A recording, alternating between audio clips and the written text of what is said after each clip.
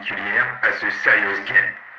L'objectif, c'est de réviser tout en s'amusant, tout en jouant le rôle d'un super crack en informatique qui a sauvé une entreprise au bord de la catastrophe. Situation déclenchante. Un salarié malveillant vient de crypter les accès aux données de l'entreprise. Votre objectif est de trouver une parade et de neutraliser cet acte de malveillance. Allez, à vous de jouer. Pour ce faire, vous allez tout d'abord faire un petit rappel des cours, mais rapide.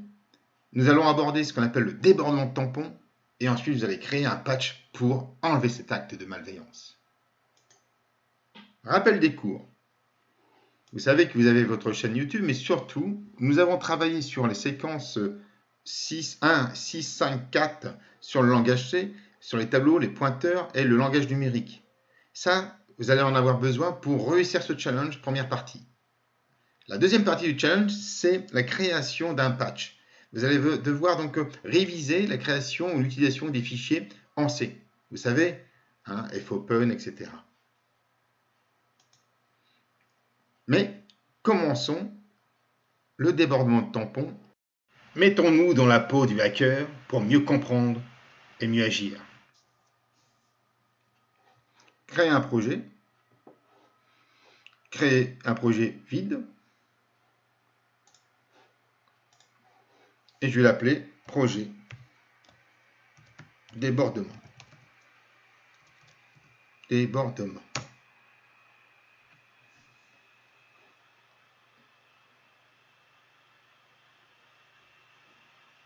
Alors, nous allons mettre... Nous allons ajouter un source. OK.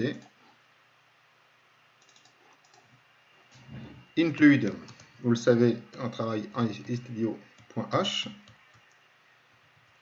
Parfait. Et voilà l'idée. Notre hacker a créé une fonction qui permet donc de crypter toutes les données de l'entreprise. Il a utilisé pour cela une fonction qui s'appelle check mot de passe, dans laquelle, en argument, il souhaite le mot de passe. Donc local, type char, mot de passe. Cette fonction va renvoyer un entier, 1 si c'est bon, sinon 0. Donc il dit i, int, u, retour, mot de passe valide. Il crée une chaîne de caractères, C, mot de passe, de 10 caractères. Par exemple. On peut mettre 4 caractères. Hein. Mais ça peut être 10, 15, comme vous voulez, mais on va mettre sur 4 caractères. La première chose que va faire donc notre salarié malveillant, c'est déjà copier, strcopy, dans ce mot de passe, le mot de passe. Voilà comment il a développé son programme, il copie. Bon là, effectivement, dans ce cas-là, il faut rajouter l'include string.h, mais tout ça on l'a vu, hein, un nouveau. Bon. Ensuite, quand il a copié, il va initialiser ses variables, notamment celle-ci, et par défaut, le mot de passe, il est invalide. Ensuite, il fait si strcomp cmp. Si le mot de passe, donc c'est mot de passe est égal,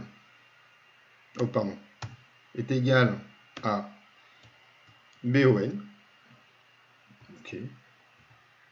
Alors, ok, il dit que le retour est égal à 1. Et voilà, il retourne la valeur. Donc, strcomp, strcopy. Alors ici, qu'est-ce qu'il nous dit? Include. Effectivement, si j'écris mal include, Voilà, il va être content. On peut attaquer notre fonction principale, main. Elle renvoie rien, main, elle prend rien.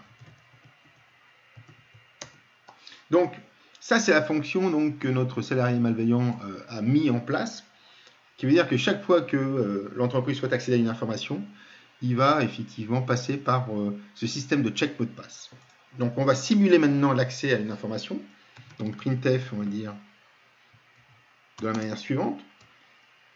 Votre mot de passe. Voilà. Ici, on va mettre char, c'est mot de passe de 4 caractères. Scanf, %s, l'adresse de ces mots de passe. Comme c'est un tableau, je n'ai pas besoin d'adresse. Scanf, c'est mots de passe, avec un P majuscule. Voilà. Donc ça, c'est bon. Et ensuite, qu'est-ce qu'on fait? On va utiliser la fonction de check. Donc, il va faire si le mot de passe de ces mots de passe, d'accord?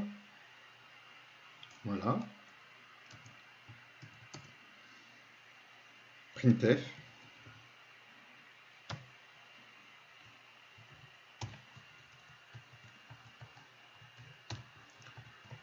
On va dire, ok, super.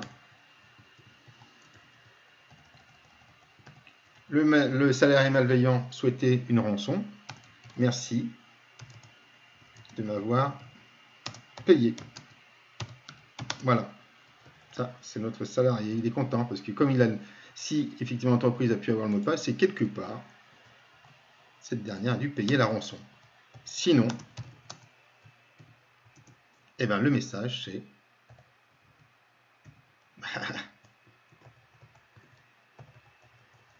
merci de payer.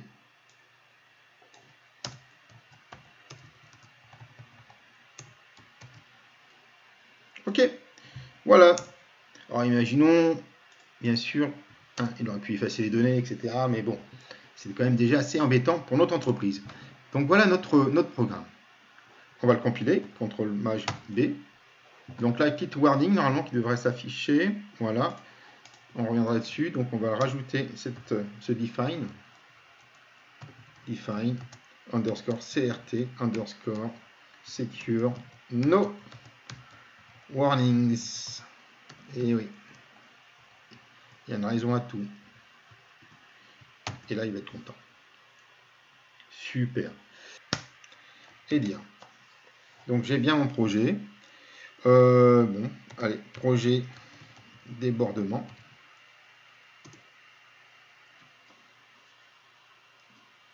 Voilà, votre mot de passe, on va mettre AAA. Merci de payer. Bon, ok. Et si je mets, voilà, bon. Merci de m'avoir payé. Alors, imaginons que l'entreprise ne souhaite pas payer. Alors, c'est là où vous intervenez. Il faut trouver le moyen donc de décrypter, de passer outre ce fonctionnement. Donc, pour passer outre, on quitte ça.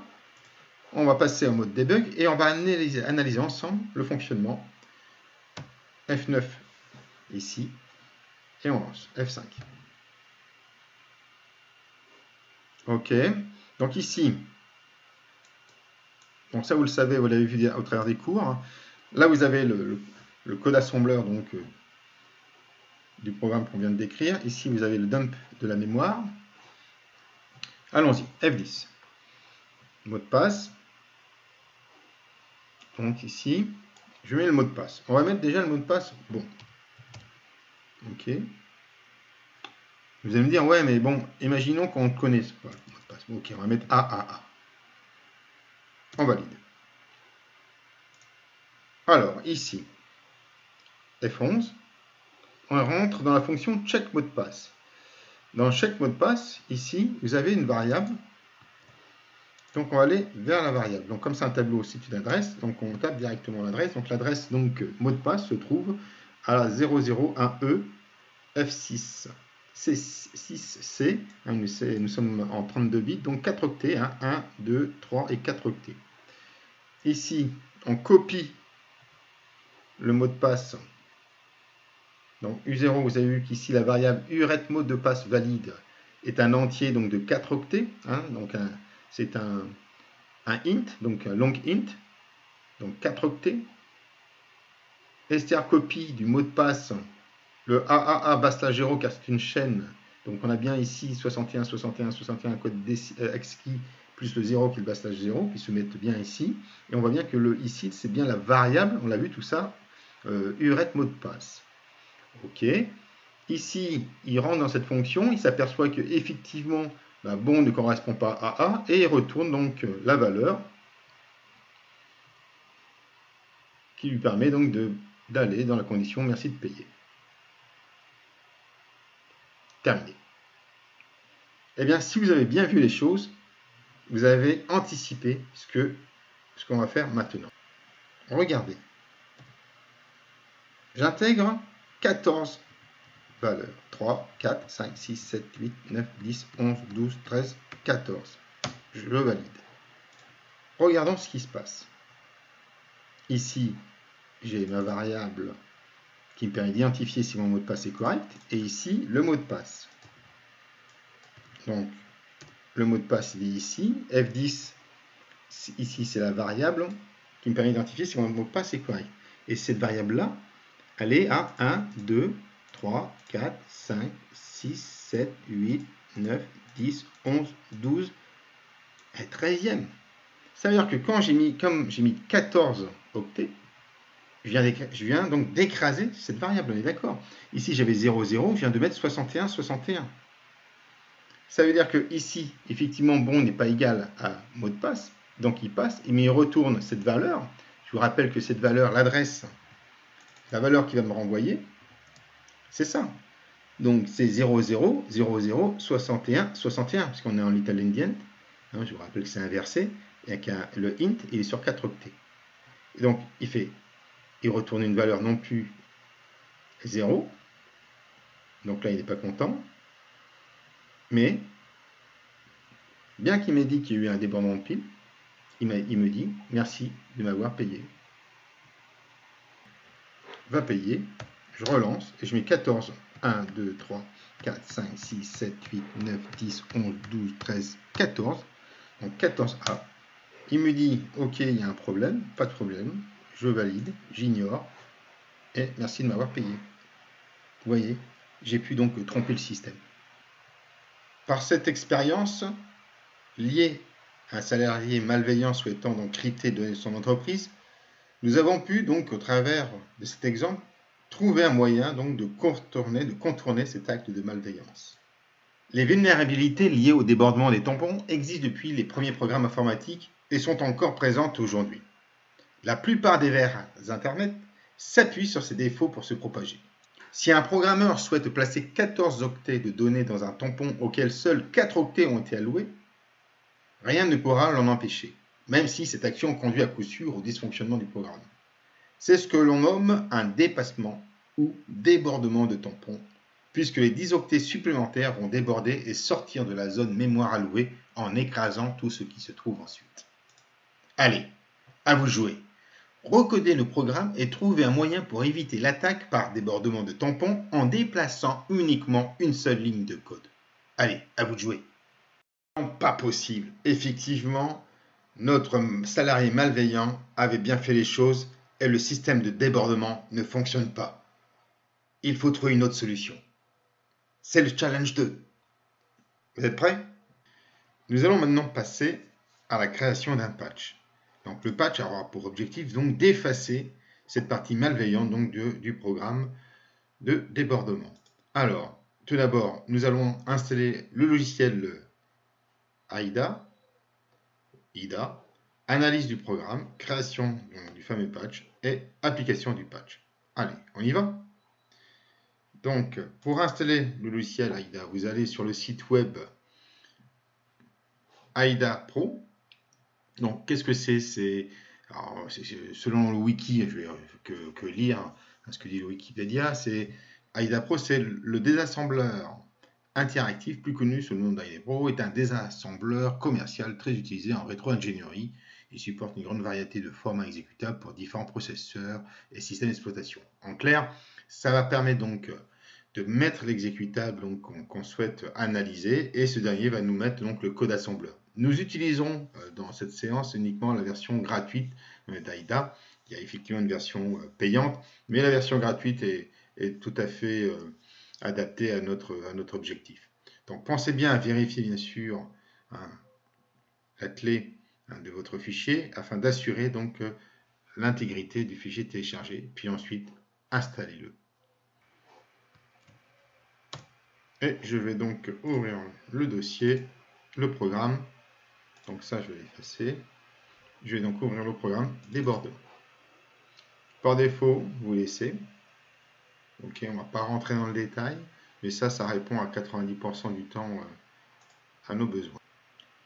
Alors voici AIDA. Vous avez ici donc le menu. Ici, vous avez la progression, donc l'état donc du programme qui a été chargé. Donc en bleu, c'est fonction régulière, fonction de librairie, instruction, en gris data.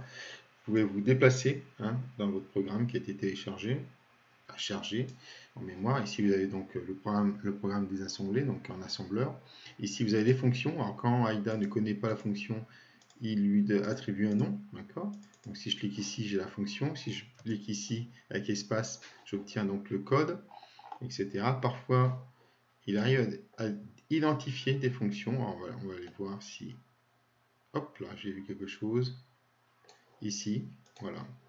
Donc là, c'est une fonction qu'AIDA a su donc identifier, donc il nous met la fonction correcte. Bref. Ensuite, vous avez ici la vision hexadécimale. Ici, vous avez l'aspect structure. On passera enum, import et export. En import, c'est tout ce qui est DLL, notamment donc, la DLL kernel 32 qui est utilisée. Et l'export, c'est tout ce qui est donc aller dans le sens inverse, lorsqu'on veut exporter donc une fonction de notre, si on fait une DLL, de notre DLL. Mais ça, on va pas l'utiliser, ça on l'utilisera pas, ça non plus. Donc, ce qu'on va mettre en plus, c'est ajouter la fenêtre des chaînes de caractères. Donc là, il a analysé donc notre programme et nous présente donc toutes les chaînes de caractères de notre programme, et on voit bien sûr les points clés de notre programme. Alors, qu'est-ce qu'on va faire? Tout d'abord, on va par exemple double-cliquer ici, ça nous amène dans la zone où se trouve donc la référence de cette chaîne que je viens de cliquer. Alors, je rappelle, j'ai cliqué sur Merci de payer. Je double-clique et j'arrive sur la zone où le programme fait référence. Notamment ici. Alors, quand vous passez la souris sur cet élément-là, c'est la fonction donc 407 bb0, donc pour moi, plus un offset. C'est là où le code, la chaîne de caractères est appelée. Je vais donc double-cliquer dessus et ça m'amène directement dans le code. Donc là, vous avez vu, c'est le code en assembleur qui est utilisé pour afficher ce message. Quand j'appuie sur la barre d'espacement, il me présente donc quelque chose de plus visuel. Finalement, ce que vous avez là, je recule, c'est le programme. Et on voit clairement ici que j'ai un bloc à gauche et un bloc à droite. En regardant un peu plus près le bloc de gauche, ici, et je vois un offset, je double-clique sur l'offset et un message. Donc c'est ici, merci de m'avoir payé. Tiens donc je refais espace. Pardon. Voilà. Donc ici, merci de m'avoir payé, c'est finalement la zone verte. Donc on va le typer en couleur verte. Ok. Et ici, merci de payer. Donc ça serait plutôt la zone rouge. C'est celle qu'on aimerait bien écarter. Bon, bah voilà. Donc on arrive rapidement à voir donc le programme. Et ce qu'on voudrait, nous, c'est que le programme prenne ce chemin-là. Et quel que soit le mot de passe saisi, ignore cette partie-là, parce que cette partie-là est malveillante et on voudrait donc l'écarter. Et lorsqu'on regarde de plus près, donc je vais zoomer, eh bien, on voit que le branchement vers la 407C22 se fait ici. Bon. Sinon, il continue ici, puis il reprend son chemin. Ça signifie que si je sélectionne ce jump, c'est un saut qui m'amène ici, et que je vais dans le code, il est là. Alors, regardez bien l'adresse. Ici, je repasse maintenant en code assembleur. Vous voyez ici, ça c'est le vert, c'est ce qu'on veut, et là c'est ce qu'on ne veut pas. Et là on voit bien que le jump ici vient ici. Et c'est cette partie-là, hein, cette partie-là, qu'on ne veut plus. Ça veut dire que ce jump, si je l'efface, le programme va continuer. Il va arriver à ce nouveau saut 407 C49, pardon. C'est-à-dire qu'il va venir ici, puis il va aller hop, hop, hop, hop, hop, ici. C'est parfait ça. Finalement, regardez bien. Ce que je souhaite, c'est que mon programme ignore ce saut et continue pour ensuite sauter ici. Pourquoi? Parce que c'est ici, hein, c'est ici qu'il y a ce qu'on appelle la comparaison du mot de passe. Hein, c'est dans cet élément-là. Et c'est ici que nous trouvons la condition if.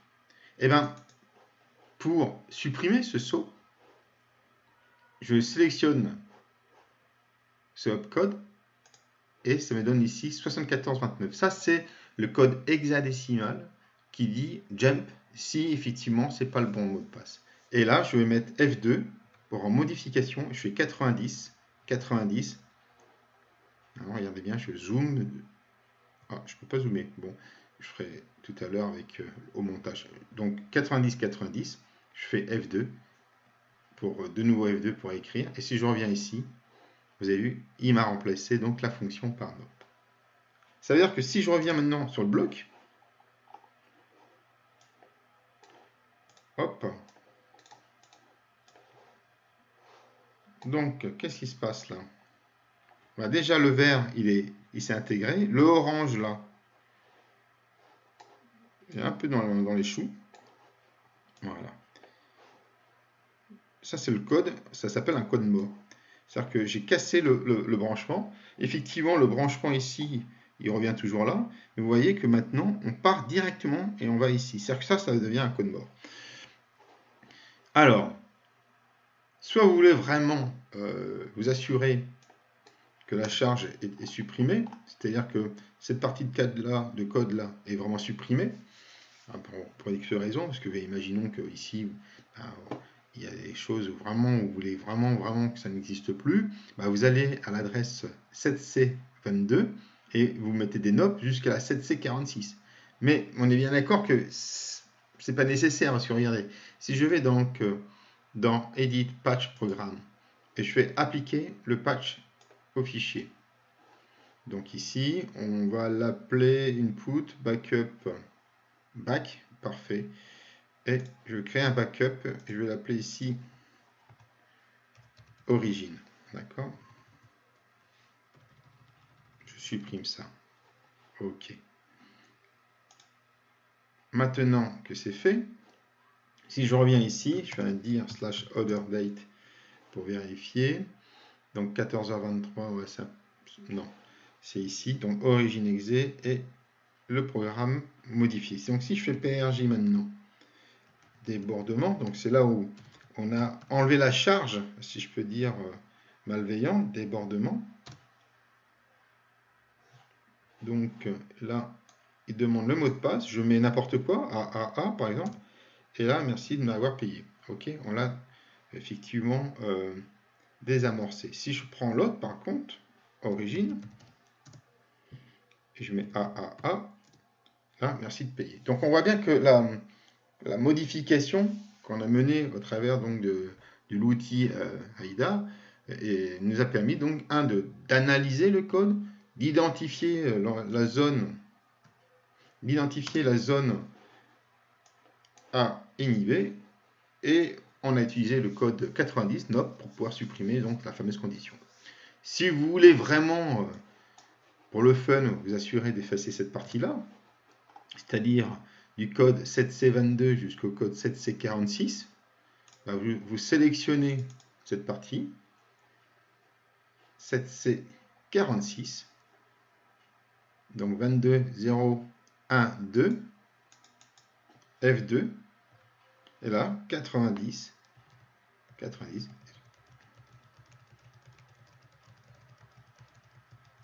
jusqu'à 46. 0, 1, 2, 3, 4, 5, 6, F2. Je rebascule ici, F5.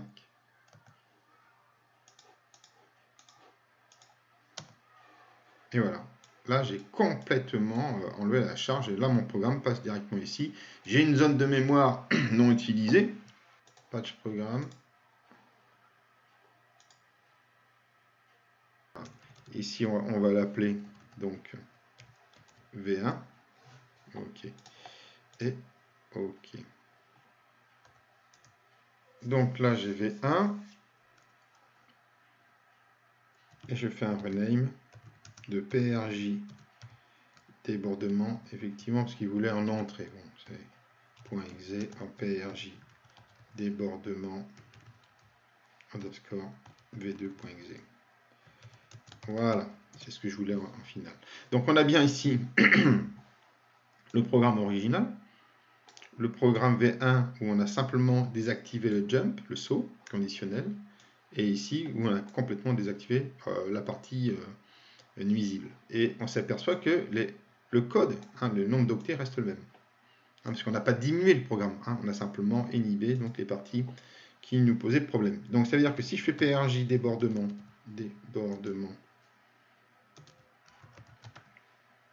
origine, et je mets AAA, il me dit, ben non, là c'est pas bon. Si je prends la V1,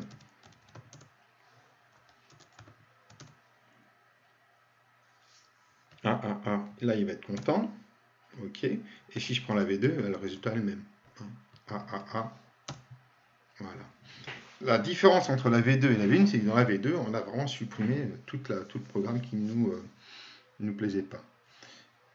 Bien.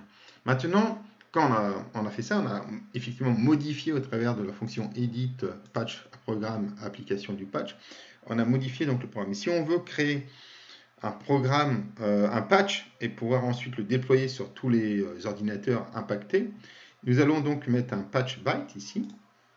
Voilà. Donc ça, c'est toutes les modifications. OK. Donc on voit vraiment ici, vous avez l'adresse dans mon programme exécutable avec ce qui a été origine et destination. On voit bien donc les octets qui ont été modifiés. Donc il y a 6 octets, 9 octets ici, etc. 1 et 2. Et tous ont été donc transférés en 90, c'est-à-dire en op, nulle opération. Quand ça c'est fait, vous pouvez aller ensuite donc dans Products File. Vous descendez et vous allez créer ce qu'on appelle un diff file, donc fichier de différence, que je vais appeler donc PRJ débordement diff.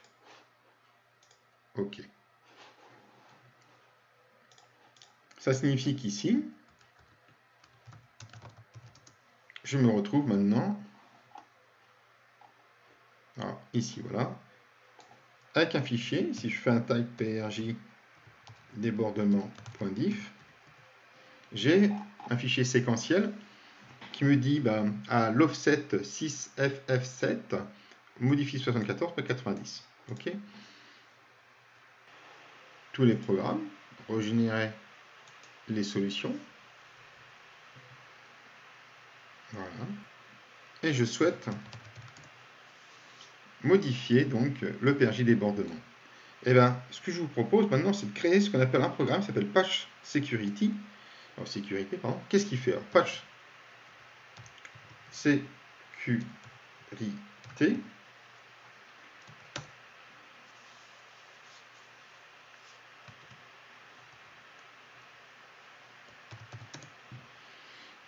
Voilà le programme que je vous propose donc de créer. Il prendra donc en entrée le binaire, donc Patch Security, donc -i, le fichier binaire, qui est donc le PRJ débordement. Débordement.exe.